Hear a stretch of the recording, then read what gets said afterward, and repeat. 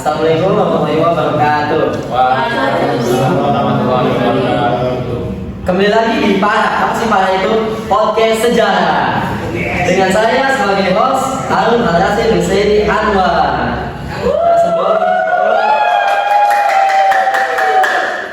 Sebelumnya kita video perkenalan dulu ya. Nanti untuk awalan. Ya bisa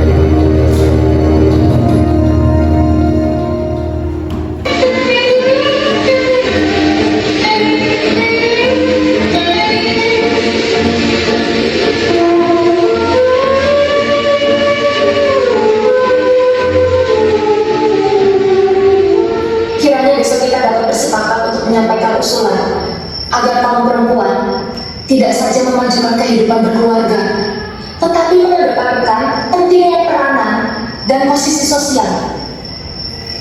Bagaimana? Salah.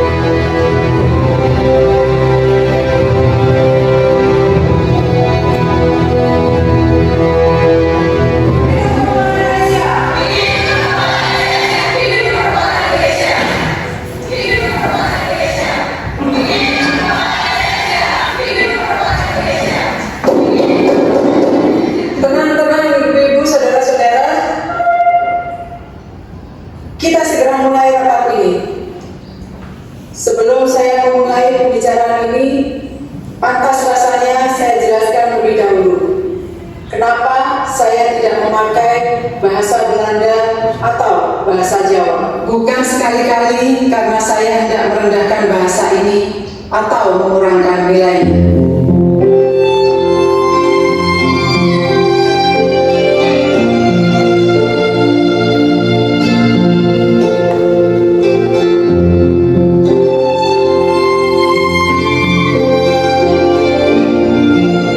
Disinilah sejarah Hari Ibu bermula pada tahun 1928 di pendopo Dalam Jaya di Poren ini. 93 tahun yang lalu, perjalanan pergerakan perempuan Indonesia mengerucut menemukan arah perjuangan pergerakan setelah melewati dinamika pergulatan waktu dan pemikiran yang sebelumnya bersebaran. Saat itu di pendopo Dalam Jaya di Poren ini, untuk pertama kalinya kaum perempuan dari berbagai organisasi berkumpul untuk mengadakan pertemuan menyikapi perkembangan yang terinspirasi dari semangat Sumpah Pemuda yang digelar 2 bulan sebelumnya. Halo semuanya, ada yang seru nih di pekan ini. Keseruannya bakal jadi motivasi juga buat para perempuan di Indonesia. Penasaran apa yang seru? Langsung aja deh kata saya. Jangan lupa untuk saksikan para podcast sejarah dengan tema organisasi perempuan pada masa pergerakan nasional Indonesia hari Senin tanggal 27 Mei 2024 jam 10. Jangan lupa.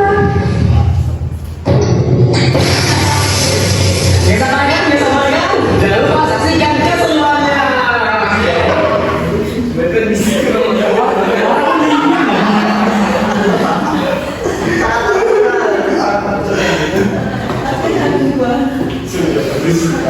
setelah melihat pemantik dan ya, setelah melihat video pemantik tadi dan opening, tentunya talkshow kali ini begitu spesial dan sangat seru ya. Pada kali ini saya ditemani saya sendiri. Saya juga ditemani oleh dua para ahli sejarah. Yang pertama ada Bung Agus. Sehat. Kedua ada sejarawan yang cantik yang bernama Teh Nadia. Sehat Ya, terima kasih untuk dua sejarawan yang sudah menyempatkan ke talkshow kali ini ya. Pada kali ini sedikit berbeda ya, dimana talkshow sebelumnya lebih memperlihatkan peran seorang laki-laki dalam pergerakan nasional di Indonesia, tetapi kali ini justru perempuan yang menjadi peran utama dalam pergerakannya di Indonesia gitu. Nah, yang pertama-tama tuh yang saya ingin tanyakan tuh langsung aja kali ya, para audiens, soalnya saya sudah gambar ini pengen tahu tentang organisasi perempuan pada masa pergerakan nasional di Indonesia. Kita mulai dari latar belakang dulu ya. Kira-kira gimana sih latar belakang lahir organisasi perempuan di Indonesia ini? Ya, pada Agus silahkan. Ya, tadi pertanyaannya mengenai latar belakang lahir pada organisasi perempuan ya.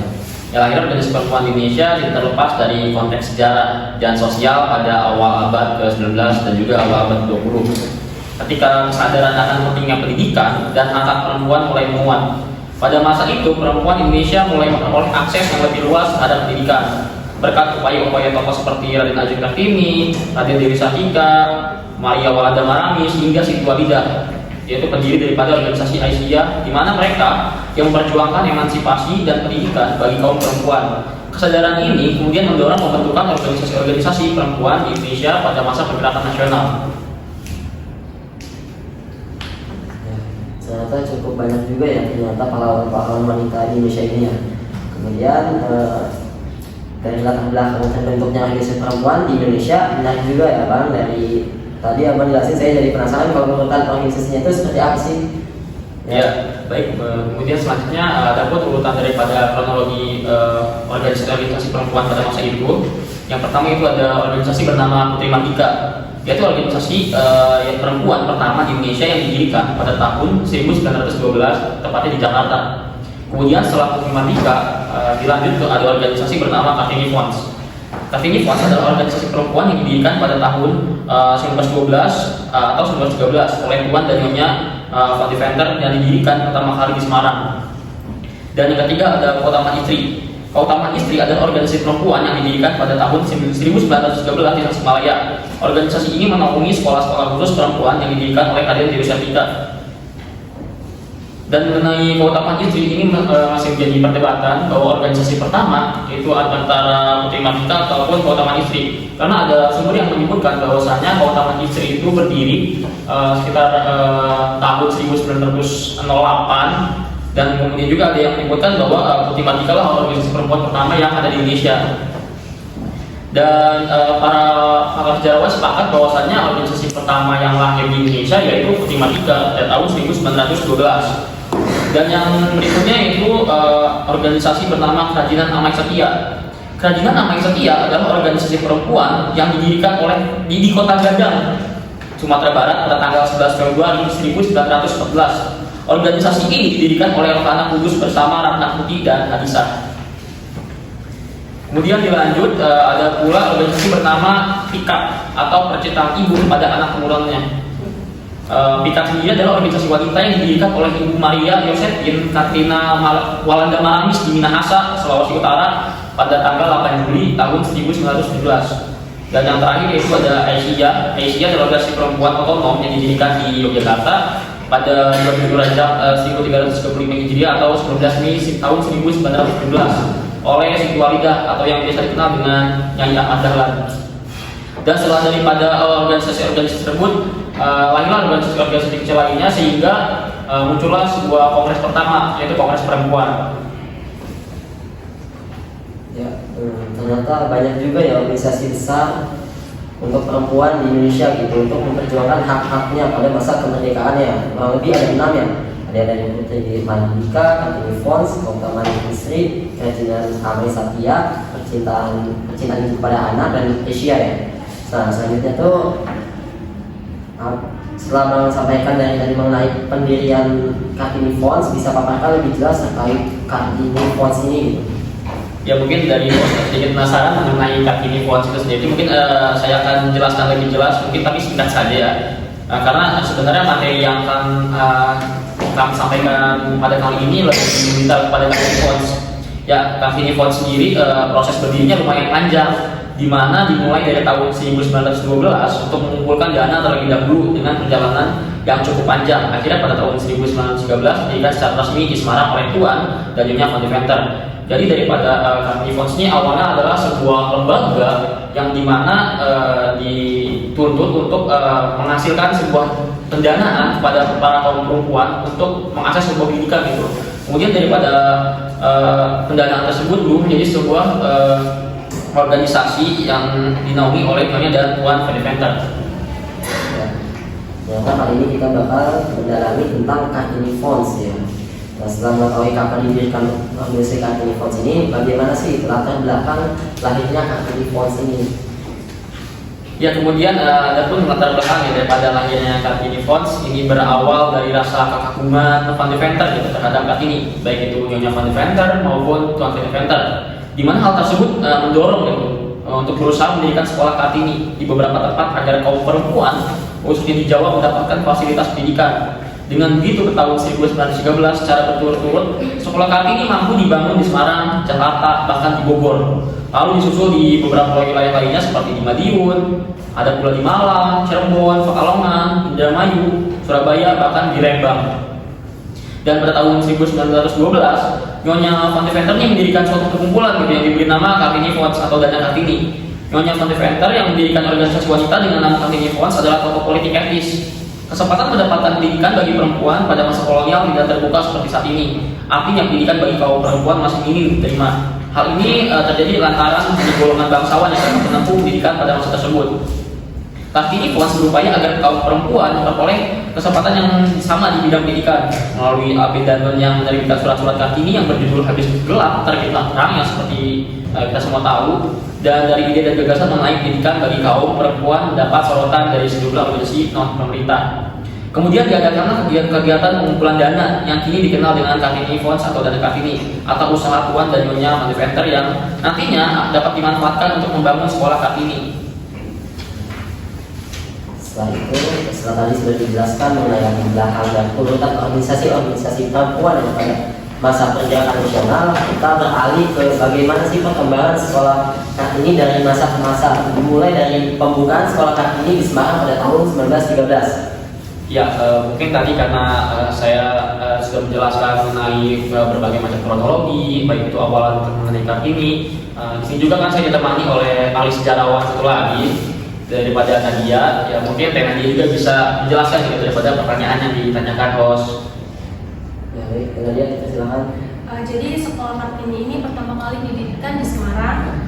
Dalam pembukaannya di Semarang ini ditujukan pengelolaannya yang nantinya bertugas untuk mengelola dana tersebut.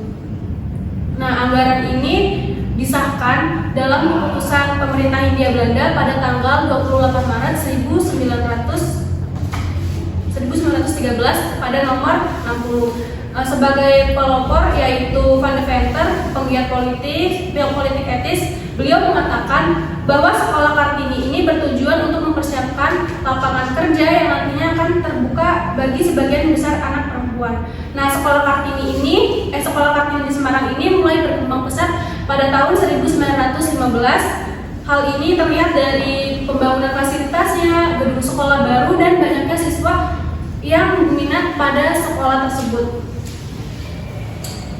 Ya, menarik setelah pembahasan mengenai organisasi perempuan ini, terutama Kartini Fons ini. Nah, bagaimana sih sekolah Kartini di Semarang dulu sebagai sekolah subsidi pemerintah pada tahun 1913 sampai 1920? Nah, pada sekolah Kartini Semarang sebagai sekolah subsidi pemerintah pada tahun 1913 sampai 1920 ini, sekolah swasta ini pertama kali yang secara resmi menerima dana subsidi seperti itu dari pemerintah Belanda. Kemajuan sekolah Kartini di Semarang ini mendorong munculnya sekolah Kartini di berbagai tempat seperti yang dikatakan oleh Agus yang tadi, seperti di Madiun, Malang, Cirebon, bahkan di Pekalongan. Nah, perkembangan sekolah Kartini di Semarang ini selain dilihat dari pertambahan fasilitasnya, dapat juga dilihat dari jumlah siswanya yang meningkat terus setiap tahunnya.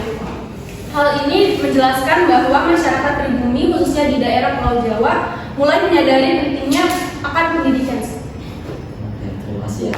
Mas Adit, ini saya ingin tahu gitu, bagaimana sih sekolah ini bisa berdiri sendiri gitu pada tahun 1920 sampai 1928, karena itu cukup lama ya pada saat itu.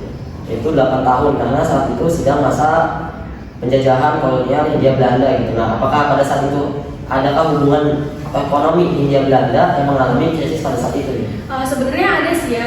Nah, jadi kemajuan sekolah Kartini di Semarang ini menjadikan sebagai sekolah paling populer untuk wanita di Hindia Belanda pada saat itu. Sekolah ini telah menghasilkan lulusan dan pengakuan profesional yang melanjutkan ke pendidikan pasca sekolah menengah. Selain itu juga lulusan sekolah tersebut juga diperbolehkan belajar di sekolah Van de Venter yang ada di Semarang. Sebuah sekolah yang didirikan sebagai penghargaan atas jasa-jasa Van de Venter yang berusaha mewujudkan cita-cita Kartini tentang pendidikan perempuan. Nah, jadi kan tadi kan ada nggak sih kayak hubungan dengan ekonomi Hindia Belanda yang memiliki krisis pada saat itu? Jadi sebenarnya ada ya. Jadi pada tahun 1920 itu, di saat ekonomi Hindia Belanda mengalami krisis, berdampak pula pada perkembangan sekolah Kartini seperti itu. Di dalam perkembangan di tahun 1920 sampai 1928 itu menjadi tahun terberat bagi sekolah Kartini. Karena apa? Karena di tahun 1920 itu dana subsidi dari pemerintah itu diberhentikan dan untuk melanjutkan pendidikan perempuan tetap berjalan, pemuda pribumi yang harus berjuang, berdikari atau berdiri kunci kaki sendiri. Panjang juga ya perjalanannya. Nah, kita kan tadi sudah berbincang ya, saya sebagai host dan pada parah atau podcast sejarah kali ini ada sesuatu yang berbeda dengan kita melakukan sesi Q&A untuk mahasiswa sejarah yang penasaran mengenai pembahasan kali ini. Nah, kita ini sudah mengirim question box nanti dari kemarin ya, dan kita ini mendapatkan 3 pertanyaan.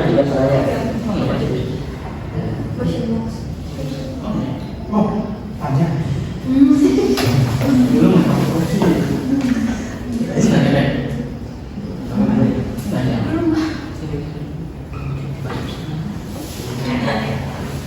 Nah, kayak ada dari Bang Alex ya. Ya, itu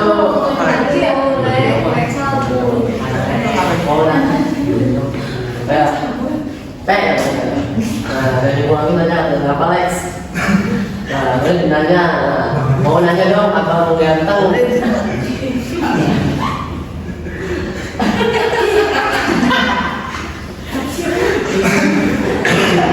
Apakah lagi presentasi tentang materi organisasi perempuan pada masa pergerakan nasional Indonesia? Kira-kira apa saja sih warisan dan dampak jangka panjang yang ditinggalkan oleh Putri Mardika terhadap gerakan perempuan modern di Indonesia, Bang? Ya, pertanyaan yang menarik daripada Bang Alex dari sejarah ya. Ya, mengenai warisan dan dampak jangka panjang yang ditinggalkan oleh organisasi Putri Mardika terhadap gerakan perempuan modern Indonesia mencakup beberapa aspek penting. Dan poin-poinnya yang pertama ada peningkatan kesadaran pendidikan perempuan, di mana Putri Mardika memainkan peran penting dalam mempromosikan pendidikan bagi perempuan pada masa awal abad 20. Ini membuka jalan bagi banyak perempuan untuk mendapatkan akses pendidikan formal yang sebelumnya sangat terbatas. Dan yang kedua yaitu ada pembentukan organisasi perempuan, di mana Putri Mardika ini menjadi inspirasi gitu bagi pembentukan organisasi perempuan lainnya di Indonesia. Keberadaannya menunjukkan pentingnya memiliki wadah yang berfokus pada isu-isu perempuan dan memperjuangkan hak mereka. Kemudian yang ketiga itu ada perjuangan kesetaraan gender, di mana salah satu dampak jangka panjang yang signifikan adalah dorongan untuk kesetaraan gender. Putri Mardika membantu mengembangkan kesadaran tentang pentingnya kesetaraan antara laki-laki dan perempuan dalam berbagai aspek kehidupan sosial, politik maupun ekonomi. Dan yang kelima itu pengaruh dalam kebijakan dan informasi, di mana aktivitas dan perjuangan Putri Mardika terus berkontribusi pada perubahan kebijakan. yang lebih inklusif terhadap perempuan, termasuk dalam bidang pendidikan dan pekerjaan. Ini membantu menciptakan fondasi bagi kebijakan yang lebih progresif di kemudian hari. Kemudian yang selanjutnya itu ada model kepemimpinan perempuan, di mana anggota Putri seperti Era Kartini menjadi simbol dan teladan kepemimpinan perempuan. Ini menginspirasi generasi berikutnya untuk mengambil peran aktif dalam berbagai bidang, termasuk politik, pendidikan, maupun organisasi sosial. Kemudian ada jaringan solidaritas, di mana Putri Martika ini membantu membangun jaringan solidaritas di antara perempuan Indonesia dari berbagai latar belakang. Solidaritas ini menjadi kekuatan penting dalam berbagai gerakan sosial dan politik yang melibatkan perempuan. Kemudian ada pun budaya dan identitas nasional. Melalui perjuangannya, Putri Martika turut serta dalam pembentukan identitas nasional Indonesia yang lebih inklusif, di mana perempuan memiliki peran yang penting yang signifikan itu untuk berkontribusi pada pengakuan terhadap pentingnya peran perempuan dalam pembangunan bangsa. Kemudian yang terakhir ada pun inspirasi bagi gerakan perempuan modern, di mana warisan Putri Martika Selanjutnya itu menginspirasi gerakan perempuan modern di Indonesia. Ide-ide dan nilai-nilai yang diperjuangkan oleh Putri Martika masih relevan dan terus dikembangkan oleh organisasi perempuan kontemporer. Nah, pertanyaan selanjutnya ada di Bang Nopri, sejarah ya. Saya juga mau tanya juga ada sejarah. Nanya apa nih Bang Nopri katanya. Pertanyaan itu, kalau latar belakang sejarah pembentukan organisasi Asia itu seperti apa Bang? Dan siapa saja tokoh-tokoh penting yang terlibat dalam pendiriannya gitu? Ya, mungkin selanjutnya membahas mengenai latar belakang atau mungkin tokoh-tokoh yang berperan penting daripada organisasi Asia. Ya, Aisyah sendiri didirikan pada tanggal 19 Mei 1917 di Yogyakarta sebagai organisasi perempuan di bawah naungan Muhammadiyah. Pembentukan Aisyah didorong oleh keinginan untuk meningkatkan pendidikan dan kesejahteraan perempuan serta memperdayakan perempuan dalam kehidupan sosial dan keagamaan. Pada awal abad ke-20, kondisi perempuan di Indonesia masih sangat terpikirkan dengan akses yang sangat terbatas terhadap pendidikan dan hak dasar. Muhammadiyah yang didirikan oleh Kiai Ahmad Dahlan pada tahun 1912 berfokus pada pembaruan pendidikan dan sosial. Melihat perlunya organisasi khusus yang menangani isu perempuan, Aisyah lahir dari kebutuhan tersebut dengan tujuan memberikan pendidikan, pemberdayaan, dan kesejahteraan bagi kaum perempuan. Adapun tokoh-tokoh penting dalam pendiriannya, yang pertama ada Siti Walidah atau yang biasa kita kenal dengan Nyai Ahmad Dahlan. Ahmad Dahlan sendiri adalah istri dari Ahmad Dahlan dan tokoh utama dalam pendirian Asia. Beliau adalah pionir dalam pendidikan perempuan dan sangat berperan dalam memajukan peran perempuan di masyarakat. Siti Walidah dikenal karena dedikasinya dalam memberikan pendidikan agama dan keterampilan kepada perempuan, serta sebagai pemimpin yang visioner dan terus semangat. Kemudian tokoh penting lainnya itu ada Ahmad Dahlan, di mana pendiri Muhammadiyah. Ahmad Dahlan ini juga berperan penting dalam pendirian Asia. Beliau mendukung penuh inisiatif istrinya dan melihat pentingnya pemberdayaan perempuan melalui pendidikan dan organisasi sosial. Dan yang terakhir yaitu ada tokoh bernama Siti Bariyah, yaitu adalah salah satu murid Nyai Ahmad Dahlan yang juga berperan aktif dalam kegiatan pendidikan dan pengajaran di lingkungan Asia. Ia turut membantu mengajar dan mengorganisir kegiatan-kegiatan yang berfokus pada pendidikan perempuan. Pertanyaan terakhir ya, Bang Oki sejarah ya. Aku mau nanya Bang terakhir, boleh? Dan itu apa latar belakang sejarah pembentukan Kongres Perempuan pertama di Indonesia dan siapa saja tokoh-tokoh utama yang terlibat dalam peristiwa tersebut?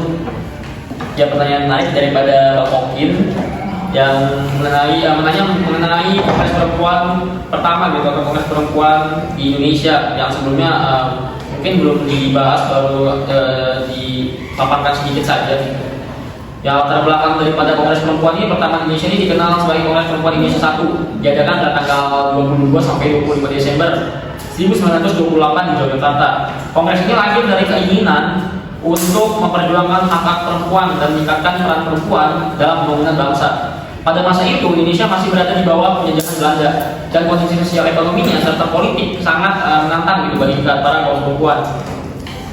Kemudian latar belakang pembentukan Kongres Perempuan pertama memiliki beberapa faktor, di mana faktor pertama itu kesadaran kolektif dan emansipasi perempuan, di mana pada awal abad ke-20 terjadi kebangkitan kesadaran di kalangan perempuan Indonesia tentang pentingnya emansipasi dan kesetaraan gender. Hal ini didorong oleh pengaruh pendidikan dan gerakan pembaruan yang mulai muncul di kalangan masyarakat. Kemudian perjuangan melawan kolonialisme. Selain memperjuangkan hak perempuan, Kongres ini juga merupakan bagian dari gerakan nasionalis yang lebih luas yang bertujuan untuk melawan kolonialisme Belanda. Perempuan ingin turut berkontribusi dalam perjuangan kemerdekaan. Kemudian faktor terakhir yaitu ada faktor peran organisasi perempuan. Di mana sebelum kongres ini tercipta atau kongres ini lahir, telah ada beberapa organisasi perempuan yang aktif seperti Putri Matika, Aisyah, Kartini Fowaz, dan beberapa yang awal saya sudah sebutkan gitu. Di mana organisasi-organisasi ini mengadvokasi pendidikan dan pemberdayaan perempuan serta menciptakan jaringan yang kuat di antara perempuan. Adapun tokoh-tokoh utama gitu yang terlibat dalam pembentukan kongres perempuan pertama ini, pertama ada Nyi Hajar Dewantara atau yang nama aslinya dikenal dengan Siti Sundari. Istri dari Nyi Hajar Dewantara atau Nyi Hajar Dewantara adalah seorang aktivis perempuan yang sangat berpengaruh. Ia berperan dalam memperjuangkan pendidikan untuk perempuan dan mendirikan sekolah-sekolah bagi perempuan. Yang tokoh kedua yaitu ada bernama Maria Ulfa Santoso. Maria Ulfa adalah salah satu tokoh perempuan Indonesia pertama yang meraih gelar sarjana hukum. Dia menjadi salah satu penggerak utama dalam memperjuangkan hak perempuan, khususnya dalam bidang hukum dan politik. Dan tokoh yang ketiga bernama Sujantin Kartowijono. Sebagai salah satu pendiri Perikatan Perempuan Indonesia atau PPI, Sujantin Kartowijono sangat aktif dalam organisasi perempuan dan menjadi salah satu penggerak utama daripada Kongres Perempuan yang tercipta di Indonesia. Kemudian dilanjut ada tokoh bernama R.A. Kartini. Dan kita semua sudah tahu mengenai R.A. Kartini. Meskipun telah meninggal sebelum kongres ini berlangsung, ide-ide dan tulisan dari R.A. Kartini tentang emansipasi perempuan sangat mempengaruhi gerakan perempuan pada masa itu. Banyak tokoh kongres yang terinspirasi oleh pemikiran dan ide-idenya. Kemudian ada pun yang terakhir yaitu organisasi Putri Matika yang Sundari memainkan peran penting itu dalam mengorganisir dan memobilisasi perempuan untuk berpartisipasi dalam kongres tersebut. Nah, mungkin dicukupkan ya untuk pertanyaan dari Q&A-nya. Semoga bermanfaat untuk audiens dan yang bertanya terutama ya. Nah, mungkin usai sudah teman-teman ya daripada sesi senja ini di pada kali ini. Ini tapi talk show ini bukan berarti sudah berakhir gitu ya. Dimana selanjutnya kita masuk sesi STMJ sejarah tanya main jawab. Jadi kepada para audiens silakan kepada para sejarah di depan untuk bertanya gitu ya. Ya, sudah. Sudah ada Putra. Apa? Akhirnya dia itu pada jadi. Silakan pada Putra bertanya pada sampai tadi ya. Ini mau nanya nih sama pemateri itu Agus sama Bang Agus gitu ya sama Teh Nadia, mau nanya gitu apa sih gitu yang membedakan antara organisasi perempuan yang berbasis keagamaan dan juga organisasi perempuan yang berbasis pada kebangsaan ya pada saat itu gitu. Udah sih itu aja.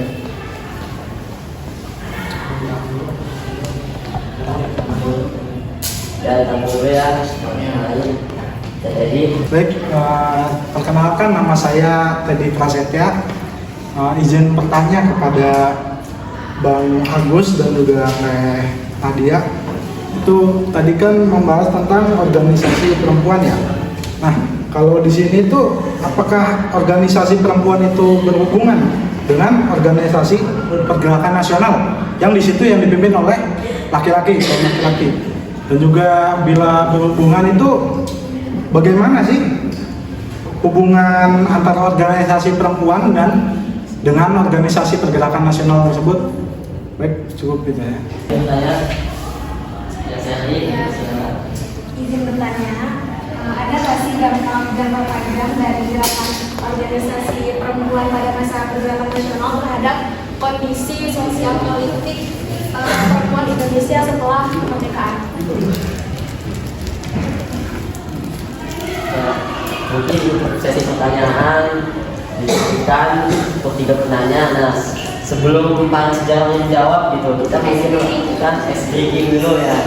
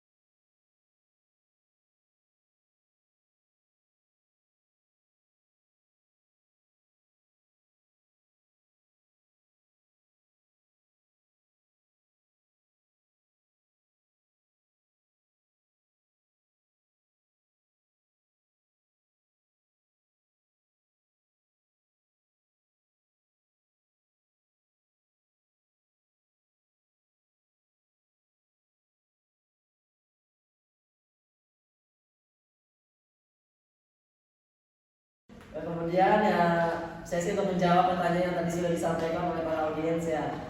Oke, langsung pertanyaan yang pertama saja pada untuk pertanyaan tadi yang tadi itu bagaimana sih hubungan antara organisasi perempuan dan organisasi pergerakan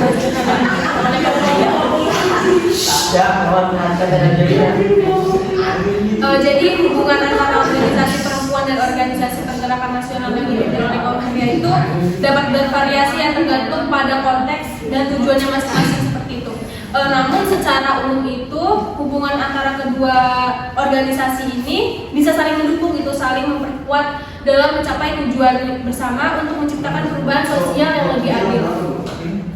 Jadi organisasi perempuan ini seringkali memiliki fokus khusus pada isu-isu yang berkaitan dengan hak-hak perempuan seperti kesetaraan gender. Nah, selanjutnya mereka dapat secara mandiri atau bekerja sama dengan organisasi-organisasi pergerakan nasional yang dipimpin oleh kaum pria untuk memperjuangkan isu-isu itu secara bersama. dan gimana pada audiens? Jadi Apakah sudah cukup? secara umum itu mereka saling mendukung gitu, baik organisasi perempuan maupun organisasi pergerakan nasional ini. Nah, kalau secara khususnya organisasi perempuan itu khusus dalam bidang menangani isu-isu tentang perempuan gitu ya, seperti hak kesetaraan gender dan lain sebagainya. Cukup lah ya, boleh. Lanjut ke pertanyaan kedua Dari Putra ya. Apa perbedaan antara organisasi perempuan yang berbasis keagamaan dan berbasis kebangsaan KLC? Jadi organisasi perempuan yang berbasis keagamaan itu cenderung memiliki fokus pada isu-isu yang berkaitan dengan agama dan nilai-nilai agama. Mereka mungkin memperjuangkan hak-hak perempuan dalam konteks nilai-nilai agama tertentu dan bekerja untuk memastikan bahwa hak perempuan diakui dan dihormati sesuai dengan ajaran agama mereka. Organisasi ini juga dapat memberikan dukungan sosial dan spiritual kepada perempuan dalam komunitas mereka. Nah, sedangkan di organisasi perempuan yang berbasis keagamaan kebangsaan itu memperjuangkan hak-hak politik itu, kesetaraan ekonomi dan partisipasi dalam kehidupan politik dan sosial negara mereka. Organisasi ini juga dapat bekerja untuk mengatasi diskriminasi gender dalam kerangka hukum dan kebijakan nasional. Nah, organisasi perempuan yang berbasis keagamaan ini lebih cenderung menggunakan pendekatan persuasif dan pendidikan untuk merubah norma-norma sosial dan budaya dalam masyarakat mereka. Sementara organisasi perempuan yang berbasis kebangsaan ini lebih aktif dalam advokasi politik atau aksi langsung untuk mencapai tujuan mereka. Meskipun demikian, penting untuk diingat bahwa perbedaan antara kedua jenis organisasi itu tidaklah mutlak, dan banyak organisasi perempuan pada saat itu mungkin memiliki fokus ganda atau saling tumpang tindih antara isu-isu keagamaan dan kebangsaan. Ya, gimana pendapat? Ya, ada sih pada dasarnya yang apa tadi yang agama ya, yang keagamaan itu mereka lebih memfokuskan pada isu agama itu sendiri, lalu melalui pendekatan yang persuasif gitu ya. Terus yang politiknya itu juga dapat meminimalisir kesetaraan gender itu sendiri. Udah sih itu aja. Pertanyaan terakhir ya. Dari pertanyaan Selvi, apa dampak jangka panjang dari gerakan organisasi perempuan pada masa pergerakan nasional terhadap kondisi sosial dalam politik perempuan di Indonesia pasca kemerdekaan? Jadi gerakan organisasi perempuan pada masa pergerakan nasional ini memiliki dampak jangka panjang gitu. Di antaranya ada kesadaran dalam pendidikan. Gerakan organisasi perempuan pada masa pergerakan nasional ini membantu meningkatkan kesadaran perempuan tentang hak-hak mereka, memperjuangkan akses pendidikan bagi perempuan dan mempromosikan kesetaraan gender. Hal ini berdampak pada peningkatan pendidikan dan kesadaran perempuan di Indonesia pada pasca kemerdekaan. Selanjutnya ada perlindungan hak perempuan. Gerakan organisasi perempuan ini juga telah berperan dalam memperjuangkan perlindungan hak-hak perempuan, termasuk hak atas kesehatan dan hak pekerjaan yang layak. Selanjutnya ada peningkatan kesetaraan gender. Gerakan organisasi perempuan juga telah berkontribusi dalam meningkatkan kesadaran gender di masyarakat Indonesia yang membantu mengubah norma-norma sosial dan budaya yang diskriminatif terhadap perempuan. Hal ini juga berdampak pada terciptanya lingkungan yang lebih inklusif dan adil bagi perempuan Indonesia. Ya, gimana Mas Nelly? Oh iya.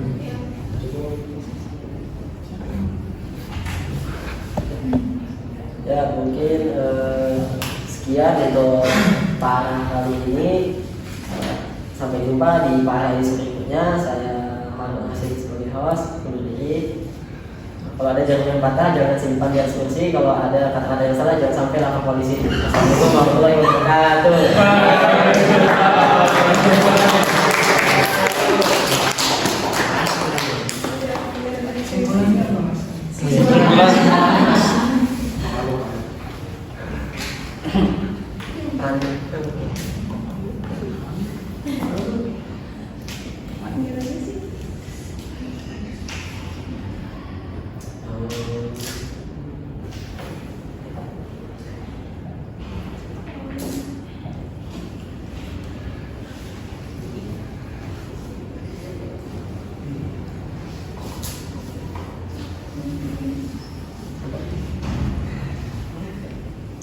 Kesimpulannya itu organisasi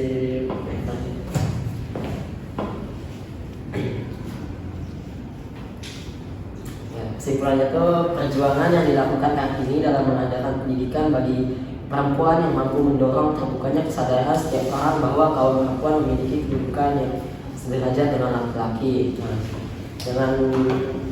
Dengan upaya-upaya itu, dengan pembukaan sekolah Kartini di Semarang, kemudian ada mendapatkan subsidi dari pemerintah dan dicabut dananya pada 1921 sampai 1928. Ya, dampak dari ini lahirnya pendidikan perempuan yang akhirnya membangkitkan semangat kebangsaan dan melahirkan gerakan perempuan. Semangat nasionalisme karena juga menjadi ciri gerakan perempuan Indonesia meskipun masih terbatas pada perempuan terpelajar. Ya, ini kesimpulannya. Closing statement dari tamu undangan. Ya mungkin tadi telah dibahas mengenai daripada peran perempuan, gimana dalam pergerakan nasional bukan hanya lelaki yang memiliki peran utama dalam memajukan suatu bangsa, tapi perempuan juga berperan andil, berperan penting. Dia juga menjadi tokoh utama dalam entah itu akses pendidikan yang ada di Indonesia. Dan semoga apa yang tadi telah dipaparkan, yang host telah tanyakan, mungkin kita tadi pada Q&A, mungkin bisa bermanfaat gitu ilmunya bagi kita semua, dan ilmunya dan menjadi wawasan juga bagi kita untuk lebih memiliki pengetahuan kembali gitu, pengetahuan yang lebih luas. Mungkin itu saja yang dapat kami sampaikan. Cukup. Assalamualaikum warahmatullahi wabarakatuh.